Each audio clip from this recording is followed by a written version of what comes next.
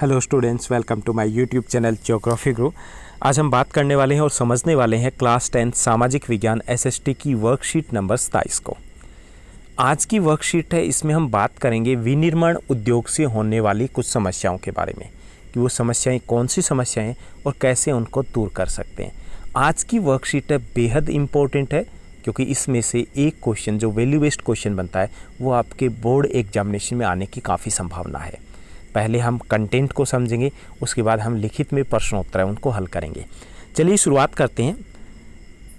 जैसा कि आप अपनी स्क्रीन के ऊपर देख पा रहे हैं, हमारा सब्जेक्ट है वो है सामाजिक विज्ञान एसएसटी, जिसमें हम भूगोल पढ़ रहे हैं। भूगोल का विनिर्माण उद्योग चैप्टर हमारा चल रहा है। आज की वर्कशीट नंबर ये 27 है, 27। आज की दिनांक है 5 सितंबर 2020। विनिर्माण उद्योग, विनिर्माण के बारे में पहले ही पढ़ चुके हैं। विनिर्माण दो शब्दों से मिलकर बना है, वि जमा निर्माण। वि का अर्थ होता है पुनः या दोबारा और निर्माण का अर्थ होता है बनाना। यानी विनिर्माण उद्योगों में कच्चे माल को बदला जाता है, किसमें? तैयार माल में। और जब कच्चे माल को तैयार माल में बदला जाता है तो वस्तु है वो ज़्यादा कीमती हो जाती है और ज़्यादा उपयोगी हो जाती है। जैसे कपास से कपड़ा बनाना, जैसे गन्ने से चीनी बनाना। यहाँ पर एक अनुच्छेद दिया गया हमें, वो हमें पढ़ना और उसके बेस पर हमें कुछ प्रश्नों के उत्तर देने हैं। उद्योगों की अर्थव्यवस्था के विकास में बहुत महत्वपूर्ण भूमिका, ये हम पहले ही पढ़ चुके हैं कि देश के विकास की रीढ़ की हड्डी होती है ये उद्योग।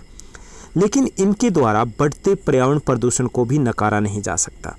4 प्रकार के प्रदूषण हैं वो उद्योगों के कारण होते हैं: वायु प्रदूषण, जल प्रदूषण, भूमि प्रदूषण और ध्वनि प्रदूषण। वायु प्रदूषण, जब वायु में विषैली गैस मिल जाते तो वायु प्रदूषण होता है। जब जल में कुछ ऐसे तत्व मिल जाए कि जल है वो उपयोग के, उसकी गुणवत्ता में कमी आ जाए, उपयोग के योग्य ना रहे, तो वो जल प्रदूषण कहलाता है। ऐसे ही भूमि प्रदूषण भी होता है, भूमि बेकार या बंजर हो जाती है। और ध्वनि प्रदूषण शोर के कारण होता है, जो दिल्ली वालों को ज़्यादा अच्छे से पता है।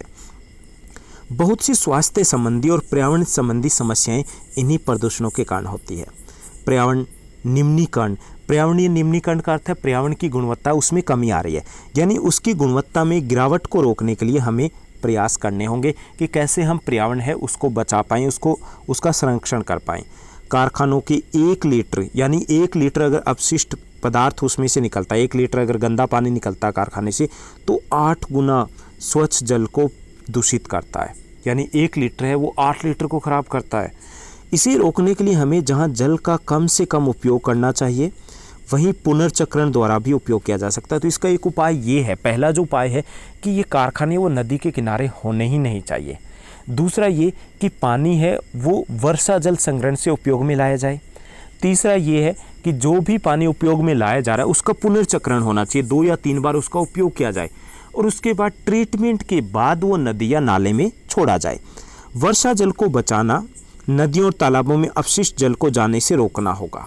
अपशिष्ट जल जाता है, अगर 1 लीटर जा रहा है तो 8 लीटर को, अगर 100 लीटर जा रहा है तो 800 लीटर पानी है उसको खराब करता है, तो उसको हमें रोकना होगा।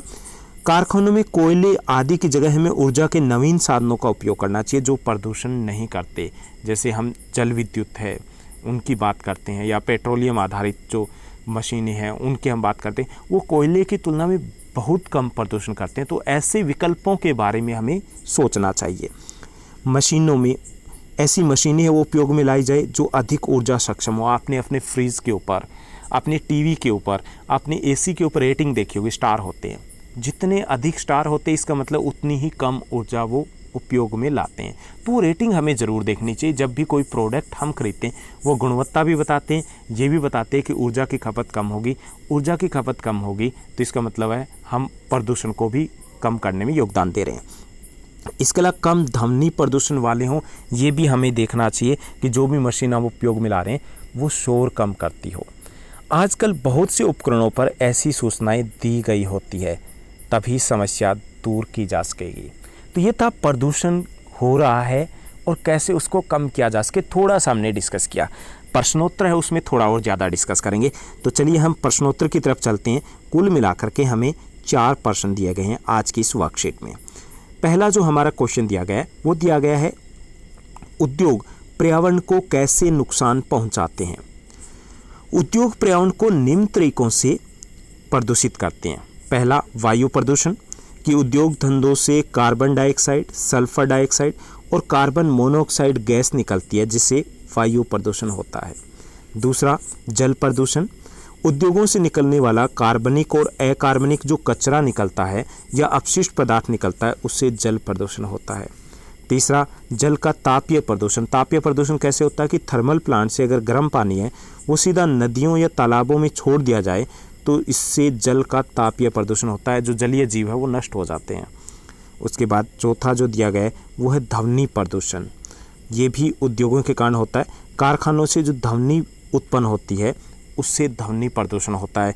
ध्वनि प्रदूषण से बेचैनी, उच्च रक्तचाप, बहरापन, चिड़चिड़ापन, अनिद्रा जैसी समस्या हो जाती है। किसी के अगर घर में से कोई ऐसे शोर वाले उद्योगों में काम करते हैं तो आप ये लक्षण उनमें आम देख सकते हो।